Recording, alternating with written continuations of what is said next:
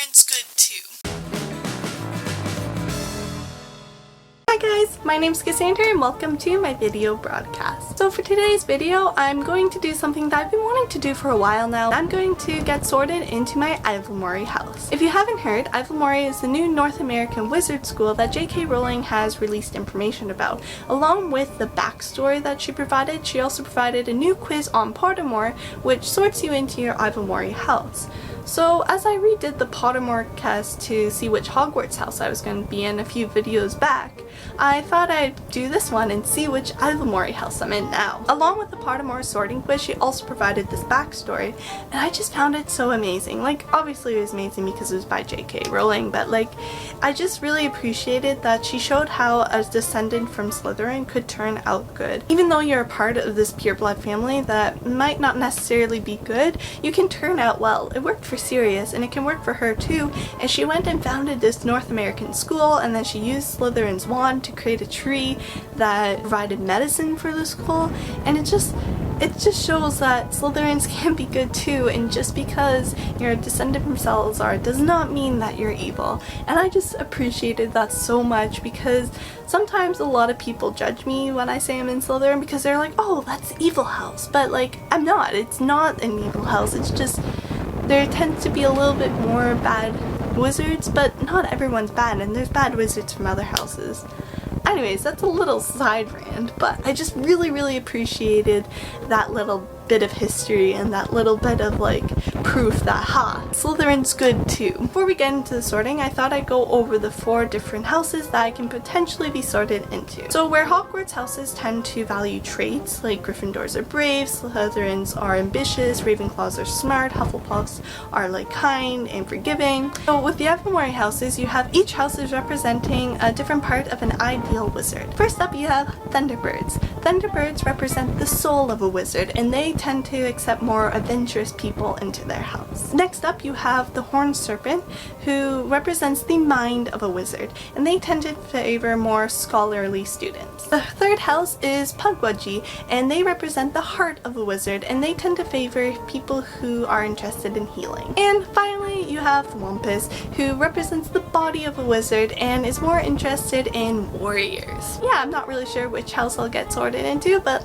let's take the quiz and find out. So here I go. As you can see, I'm in my Pottermore page and I'm currently a Slytherin, but let's see. If you haven't read about the Ilvermorny, I'll put a link in the description below so you can go and read about it yourself. I definitely suggest it because it is very good, but we're just going to jump right into the sorting. Okay. In the experience, do you prefer to remember, experience? Oh, there's only 2. I tend to like take videos, so rather than experience in the moment, I'll take a video and then I can remember it later. So I'll say remember. Whose judgment do you most fear? Nobody's, my own, my friends, my family's, the world's, history's. I definitely do fear somebody's judgment. I don't know, I would say that probably it would be like the world's, because like that's my main thing about whenever I go out in public. I'm always worried about what others are thinking about me, and like I do kind of care what my friends and family think, but I'm like, they know me, so if I do something weird they kind of understand. But like, yeah, I think I would say the world. I don't really get history, so yeah, the world's judgment is what I fear the most. If I could, I will never feel pain, fear, regret, shame. I feel like pain is helpful though, because like if you start feeling pain, you know you're doing something that you shouldn't be. If you injure yourself, you kind of know something's wrong, so you know to get it fixed. So I feel like you need to feel pain. Same with fear, like fear is what helps you. And I would say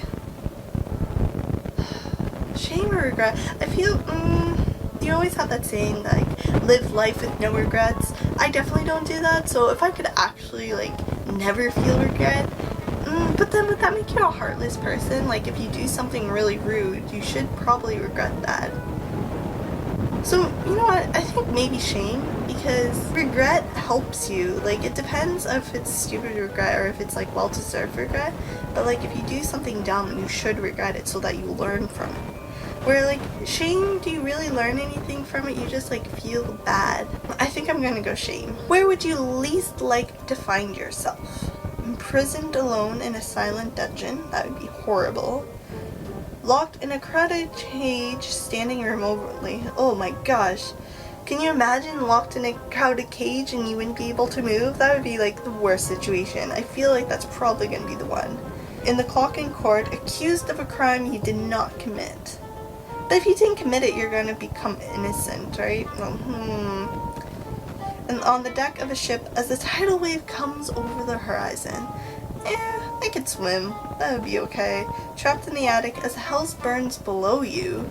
Oh my gosh, these are such impossible situations. On the rope bridge, fraying over the canyon. Lost in the forest at night, eyes staring at you through the dark. Okay, imprisoned alone in a silent dungeon is clearly the easiest. That cage, like, I don't do really well in crowds. Like, when I get really, like, cramped together, I start, feel like I probably would do that. That one you can get free of. Tidal wave, it could be a potentially bad situation, but like if you're with friends and like if you're close to shore, it could be okay. Trapped in the attic, you could jump, you might not I don't know, I think I'm gonna go with the cage because crowds, and I can't do crowds. Crowds are bad for me. All I need is an opportunity, a little more time, don't we all? Some help already inside me. All I need, that's very optimistic. No, I'm gonna say a little more time because who doesn't need more time? Think of the question you would most like answered by a person or an all-knowing being or device. Which of the following most closely resembles the answer you'd like to hear? So what is the question that I would most want answered? I don't know, I would kind of like to know if all the violence in the world would stop because I just feel like a lot of that's happening right now. So is the world going to get better? That's the answer that I want answered. So without a shadow of a doubt would be a good answer to that. Never, nope, I don't want that. Very soon, that's also a good answer. It is impossible, don't want to hear that. Yes, that's boring. I will show you everything. Nah, that's not really, only if you agree. No, if you come with me. No, I didn't. You are. Yes, you may. Only once. If you want to. Forever. Not for many years. So I'm gonna say without a shadow of a doubt, because if that's the answer I hear when I ask if the world's going to become a better place, that would definitely be very, very good. So that's what I'm gonna choose. What would you exchange for your heart's desire? Anything? That's a little drastic. That which I can afford to lose. Blood, sweat, and tears. What it is worth. I would probably say for which I can afford to lose, because that makes sense. If I can afford to lose it, then sure, why not? I get my heart's desire. If I can't afford to lose it, then I'll pass. So I'm gonna go with that. Okay, which is the better motto? Is it nobler to be deceived than to be mistrustful? Friends should not demand blind faith. I definitely think I'm gonna choose this one because trusting people is definitely the better way to go. Okay. Thunderbird! So what was that? Thunderbird represented the soul, right? And they were the more adventurous type? That's kind of interesting. More about my house. The Thunderbird, a beast that can create storms as it flies. Thunderbird house is sometimes considered to represent the soul of a witch or wizard. It is also said that Thunderbird favors adventurers. I say that's kind of true, which is weird because I never thought of someone who wanted to travel, but as I approach the end of my education, I kind of do want to start traveling and seeing different places around the world, so I can kind of see that working. Oh, and that's all. So yeah, that was me getting sorted into my Ilvermorny house. Hope you guys enjoyed. If you liked the video, please give it a thumbs up, and if you want to see more content like this, please make sure you subscribe. I will be posting a Harry Potter related video in the next week or so, so if you want to see that, you should subscribe so you get notified when that happens. Other than that, that's all I have for this week. Until next time, bye!